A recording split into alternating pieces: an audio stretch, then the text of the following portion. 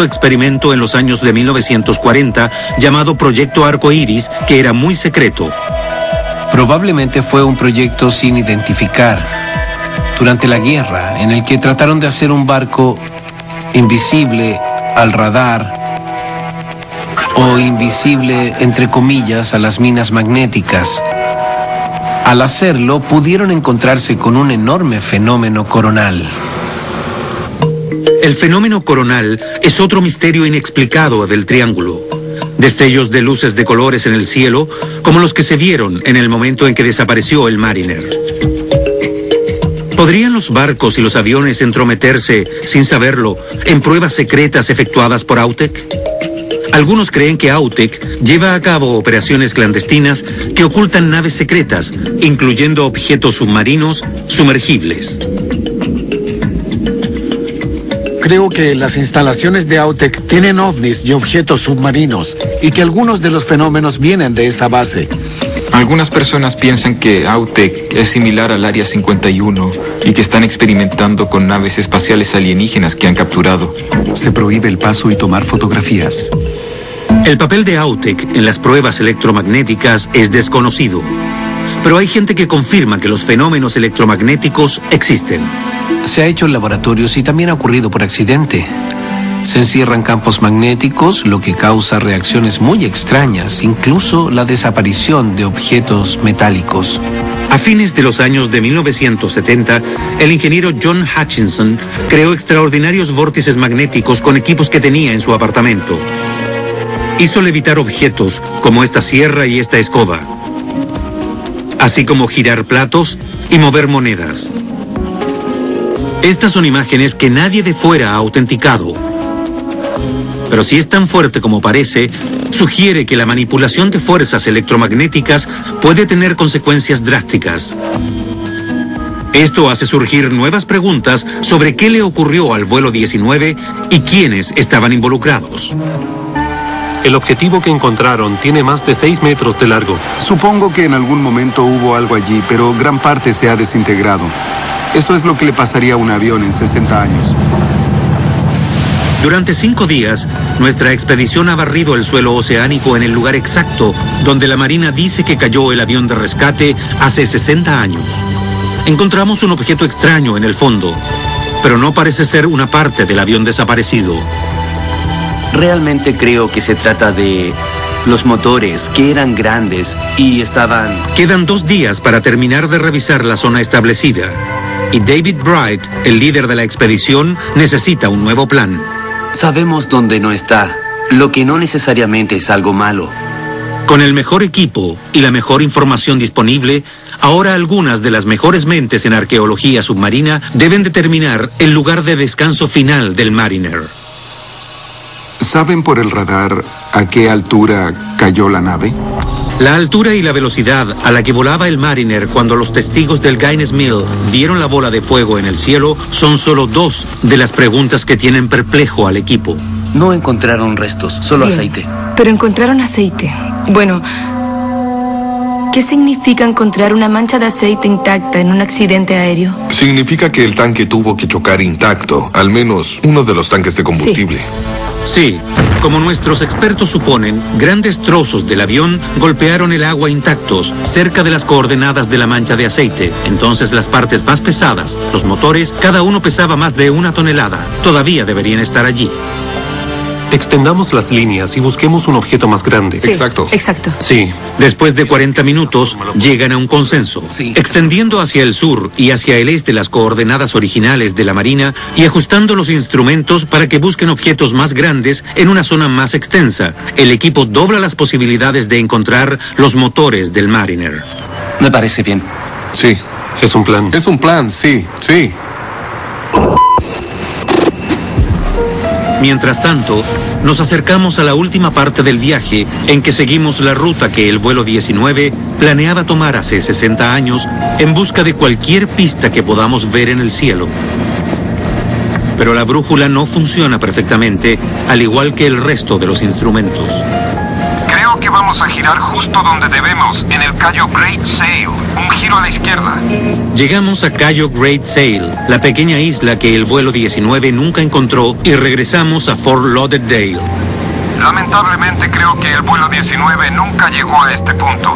La parte final del vuelo entre el Cayo Great Sail y Fort Lauderdale. ¿Qué le pasó a esos aviones desaparecidos? A diferencia de la Marina, Jan Quizar no cree que los aviones estén en el fondo del mar. Hay bastante evidencia de que el vuelo 19 no pudo haber caído al mar como lo afirma la Marina por lo general.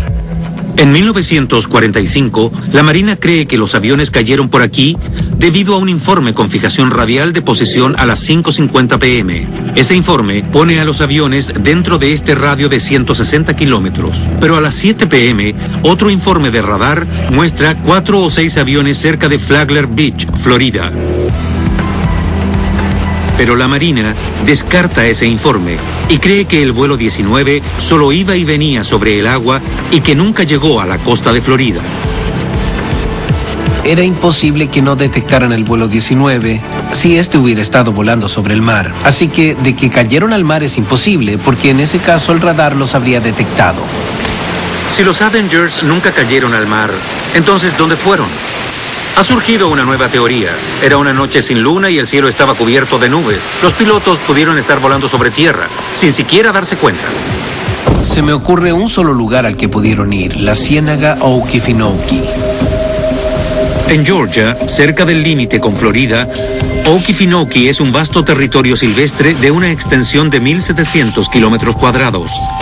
Como refugio de la vida silvestre, es el hogar de muchas especies en peligro y, como toda buena ciénaga, tiene cocodrilos. ¿Podría albergar también lo que queda del vuelo 19?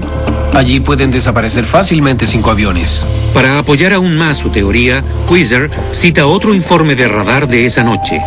El Comando de Transporte Aéreo informó de 5 aviones no identificados a las 8:50 p.m., a 50 kilómetros de Brunswick, Georgia.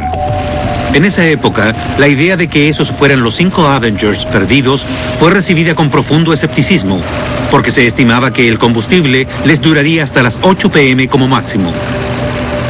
Pero Quizar dice que el cálculo del combustible fue muy subestimado porque los aviones ya no llevaban el peso de las bombas y porque los pilotos no estaban volando a la velocidad máxima. ¿Podrían haber llegado hasta la ciénaga de Georgia, varios cientos de kilómetros más allá de la zona de búsqueda? No hay ninguna duda, tenían combustible e iban hacia el oeste. Eso los habría hecho encontrarse con Florida e ir incluso más allá. Con su enorme y traicionero terreno, es prácticamente imposible explorar el Okefenokee a fondo. Pero nosotros intentaremos burlar una de las fortalezas más impenetrables de la madre naturaleza. Le pedimos a Digital Globe que adquiriera imágenes satelitales de una sección de 670 kilómetros cuadrados de la ciénaga. Luego enviamos la información al Centro Espacial Marshall de la NASA en Huntsville, Alabama. Usando una técnica de procesamiento de imágenes, la NASA puede usar sutiles variaciones de color de follaje de la ciénaga, invisibles a simple vista, para encontrar los aviones. El crecimiento vegetal más sano y vigoroso aparece como rojo brillante. Las plantas en malas condiciones, tal vez causadas por fuselaje oxidado o fluidos que se filtran lentamente por abajo, aparecerán de color marrón claro o rosa pálido. De ninguna manera se podrá ver la silueta perfecta de un avión. El ácido tánico en el agua tiene que haber corroído casi todo, pero debería estar el armazón del motor y partes del fuselaje. La NASA divide la información de las imágenes en 300 cuadros y durante más de 24 horas hombre escanea repetidamente y en todas direcciones los diminutos píxeles. Si se encuentran en la ciénaga será una gran noticia. Serían 5 aviones en un terreno controlado por el gobierno y la Marina no lo sabría. Este martes, prepárate para el mejor cine a las 22. Mientras seguíamos la ruta de los 5 Avengers perdidos de la Marina, volamos sobre las aguas poco profundas de las Bahamas, una zona que muchos creen que es el centro de los potentes poderes del Triángulo de las Bermudas. Algunos creen que la Atlántida Un continente prehistórico propulsado por fuerzas míticas está enterrado debajo de esas arenas y que es la causa de los fenómenos extraños y mortales del Triángulo.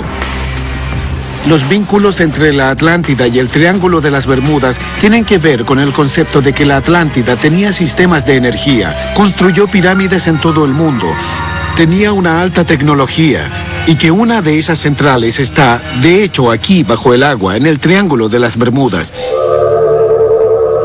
Uno de los creyentes más convincentes de la Atlántida era Edgar Cayce, clarividente de fama mundial. En los años de 1930 y 1940, mucho antes de que existiera el concepto de Triángulo de las Bermudas, predijo que las primeras huellas de la Atlántida volverían a surgir en 1968 o 69, en las aguas cerca de Bimini. Décadas después de la predicción original de Cayce, un piloto que sobrevolaba las Bahamas se fijó en una hilera de rocas inusualmente simétricas en el agua que se veían muy semejante a una estructura antigua. El descubrimiento en sí mismo ya es bastante curioso, pero el lugar y el momento son asombrosos. Fue en 1969, el mismo año de la predicción de Cayce en Bimini. Creo que la carretera de Bimini es evidencia de la Atlántida porque esas piedras no son de las Bahamas. Las trajeron de otra parte, probablemente hace 10.000 años.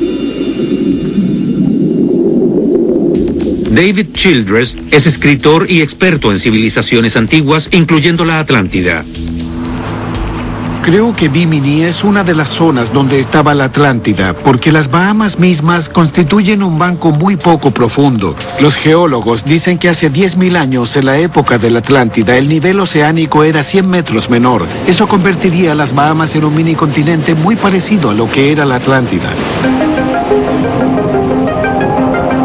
La gente de Bimini no está segura de si la carretera de Bimini es evidencia de la Atlántida, pero sí está segura de que en Bimini los extraños e inquietantes fenómenos del Triángulo ocurren con frecuencia.